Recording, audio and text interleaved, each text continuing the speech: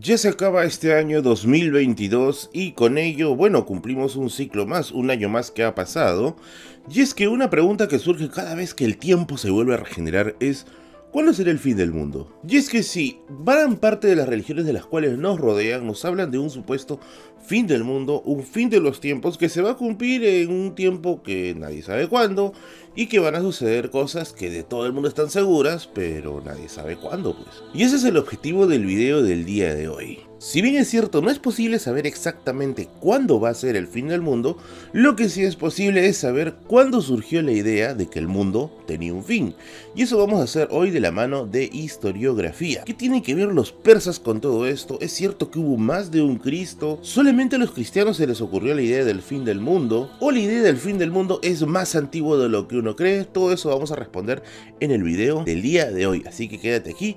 Yo soy Merlín, atrás de la cámara está mi gato Bigotes, y eso es la Biblioteca de Merlín explicándote por qué se cree que el mundo tiene un fin y cuándo podría ser.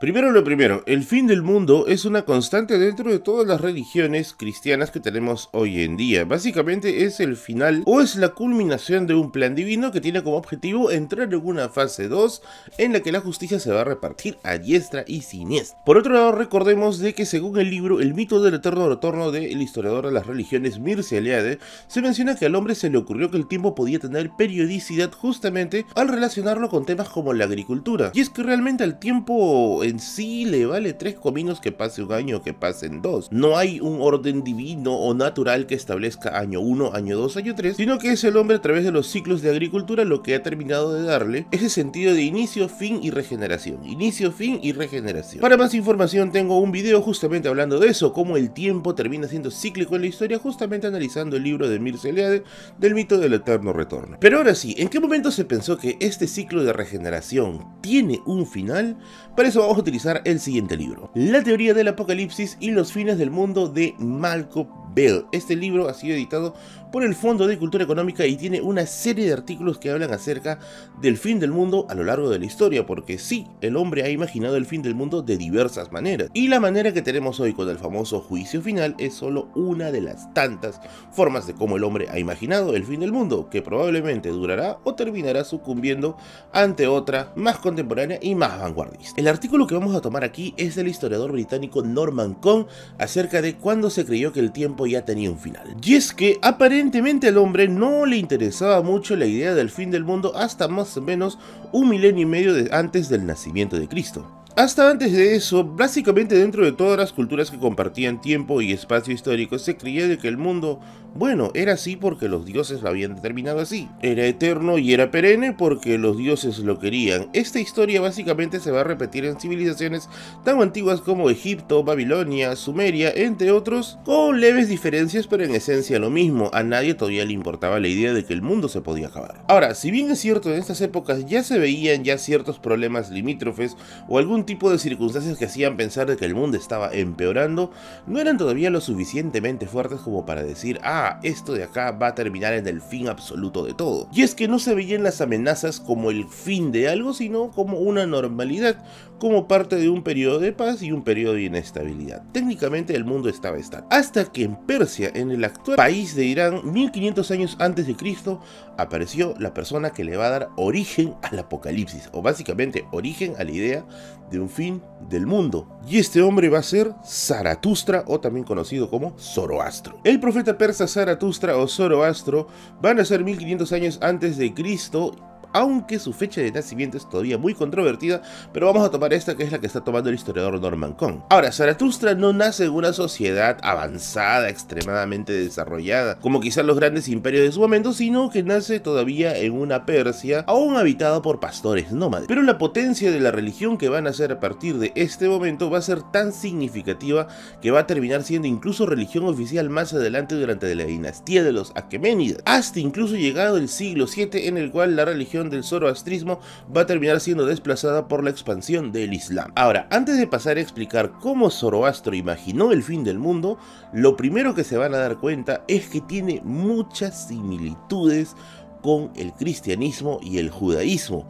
Y es que, según Norman Cohn, es muy probable que esta religión haya influido sobre los judíos, sobre todo durante la época de su cautiverio en Babilonia. Así que estoy seguro que por ahí algunos cristianos que van a ver este video van a notar un tanto herético este tema. Pero tengan en cuenta que también todo está sometido a la historia, y son las circunstancias de la historia lo que terminan generando afinidades o diferencias con respecto a ideas. Y es que, al igual que las religiones abrahámicas, la religión zoroástrica también tiene un texto sagrado.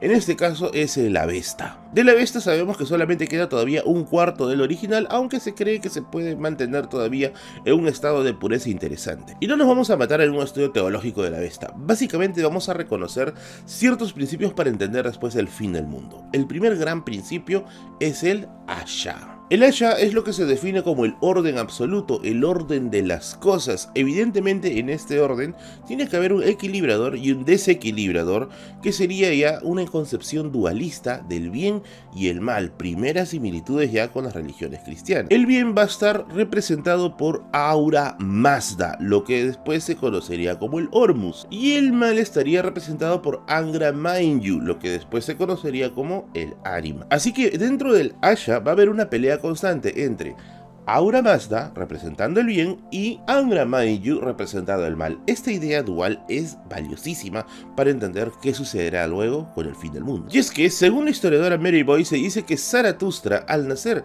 en una época de pastores, Zaratustra pudo haber imaginado que los pastores eran el orden del mundo, gente pacífica que no le hacía daño a nadie, que terminaba pastoreando a sus animalitos pues para sobrevivir, hasta que empezaron a llegar los periodos de guerra, los periodos de expansión por límites, y comenzaron a contrastar con la aparición de los pastores la aparición de tribus guerreras. Por lo tanto, en la imaginación de Zaratustra se pudo haber representado a los pastores, quienes no le hacían daño a nadie, como el bien, y a las tribus guerreras como el mal, como un ente desestabilizador de lo que ya existía. Esta primera gran analogía que pudo haber hecho Zaratustra podrían ser las bases originales de su doctrina, la pelea entre el bien y el mal. Y es que, amigos, si algo tenemos que entender a partir de los grandes estudiosos de los mitos como Fraser, Campbell, Eliade, es de que los mitos son una representación de la realidad. Claro, una representación más fantasiosa, pero representación finalmente de la realidad. Y cuando digo representación, no afirmo que sea una interpretación literal, sino algo netamente figurativo, algo sometido a análisis y escrutinio. Para más información voy a estar sacando posteriormente videos sobre Joseph Campbell, que yo estoy seguro que mucha gente de aquí está muy ansioso de conocer a este autor. Y es que Zoroastro, firme en sus convicciones, decía que lo que había que defender era el Asha.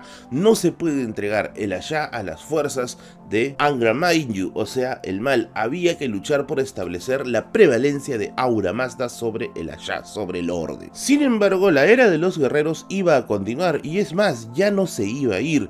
Y es así dentro de la concepción de Zoroastro, que decía que no podía existir este mundo de esta forma como se estaba dando. O sea, un mundo que había pasado de la paz completa de los pastores a una época de guerra. Por lo tanto, había que imaginar que el bien tendría que triunfar de una u otra forma en algún momento, y es aquí, amigos y amigas de la Biblioteca de Merlín, donde se origina una esperanza de que el mundo, como lo estás viendo, el mundo de guerras, va a acabar en algún momento.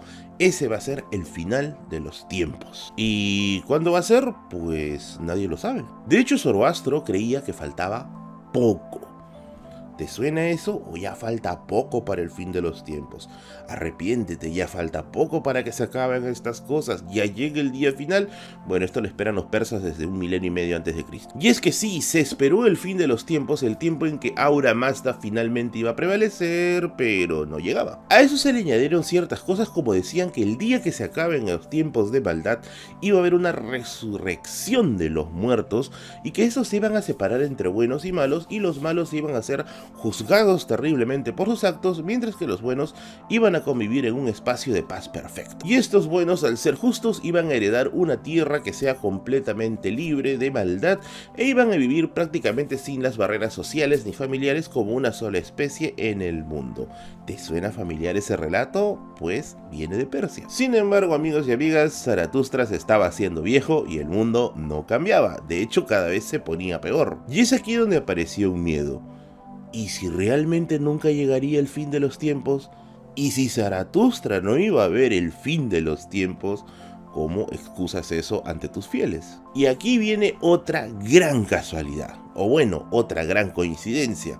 Zaratustra, para tratar de evitar este impasse incómodo de decir, oye, no llega todavía el fin de los tiempos pero está cerca, imaginó la idea de un salvador, que alguien posterior a él iba a llegar e iba a cumplir toda la misión salvadora que faltaba aún hacer en el mundo.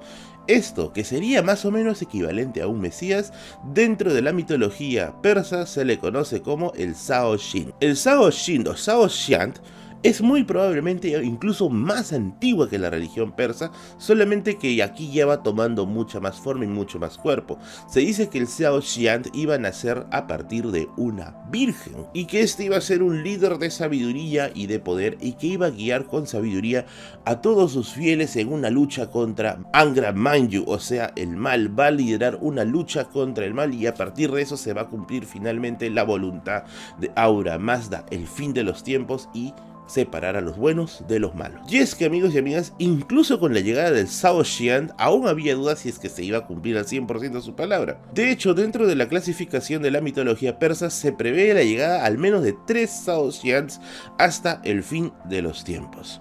Merlín, ¿llegó el Zhao Xian? Pues no, porque no vivimos tampoco el fin de los tiempos, y esto del fin de los tiempos lo hemos ido viendo pues en un montón de religiones al final de todo. De hecho, en este canal tengo algunos videos acerca de 2 periodos muy pero muy interesantes en los que se creía que era el fin de los tiempos. Una, la llegada del año 2000, que está en esta lista de videos del canal, y el otro, la llegada del año 1000, en la que, contrario a lo que cree mucha gente, no existió esa histeria colectiva que a veces se suele decir que hubo durante la época escolar.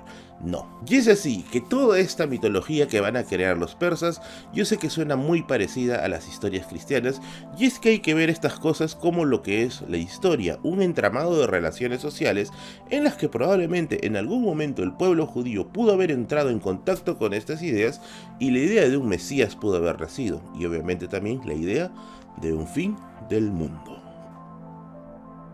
Este video llega gracias a la librería Solo para Fumadores. El libro que buscas está allí. Libros de historia, sociología, antropología, historia, literatura y más. Todos esos libros que siempre has querido para tu colección, para tu tesis, para tu trabajo de investigación o para tu lectura personal o quizá para un regalo, lo encuentras allí. En Girón Camarán 936, a 1,5 cuadras de la Plaza San Martín. Ya sabes, Solo para Fumadores está allí con todas las novedades editoriales, con todo lo último en publicaciones, y visítalos y checa todas sus redes sociales que tienen cosas muy pero muy buenas. Muy bien, amigos, hasta aquí nada más el video del día de hoy. Muchas gracias a Carlos Levin y Aaron el Usuario, quienes ambientan musicalmente y animan el canal. Recuerden que todos los jueves y los domingos voy a estar en stream haciendo un live con ustedes, hoy día a las 8 de la noche, y el domingo también, que estoy haciendo Radio Misterio. Así que si quieres acceder a todos los episodios de Radio Misterio en los que cuento historias de terror de los suscriptores que les pasaron en la vida real, únete a la sección de miembros. Y si quieres ser mecenas del canal, te recuerdo que aquí están los enlaces, o también puedes hacerte miembro. Yo soy Merlín y conmigo será hasta la siguiente.